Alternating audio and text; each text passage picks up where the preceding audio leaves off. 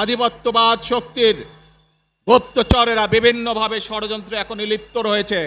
আমাদেরকে ধৈর্যশীল হতে হবে, আমাদেরকে ধৈর্য ধারণ করতে হবে। বিশেষ করে তরুণ প্রজন্মের যে সদস্যরা আছেন, আপনারাই আগামী দিন দেশকে নেতৃত্ব দিবেন, দেশকে গড়ে তুলবেন। এই দায়িত্ব তরুণ প্রজন্মের সদস্যদেরকে আজ গ্রহণ করতে হবে, যাতে করে এই দেশকে আমরা সুন্দরভাবে গড়ে তুলতে পারি। শক্ত ভিত্তির উপরে, গণতান্ত্রিক ভিত্তি, শক্তিশালী অর্থনৈতিক ভিত্তির উপরে যাতে এই দেশকে আমরা গড়ে তুলতে পারি।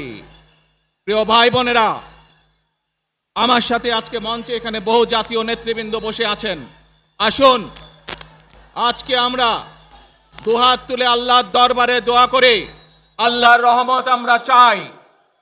যে সকল জাতীয় নেতৃবৃন্দ এই মঞ্চে আছেন, মঞ্চের বাইরে যে সকল জাতীয় আরো নেতৃবৃন্দ আছেন, আমরা সকলে মিলে এই দেশকে নেতৃত্ব দিয়ে আমাদের বাংলাদেশের জনগণের প্রত্যাশিত সেই বাংলাদেশকে আমরা গড়ে তুলতে চাই।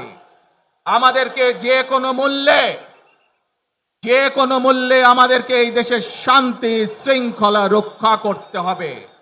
যে কোনো উস্কানির মুখে আমাদেরকে ধীর শান্ত থাকতে হবে।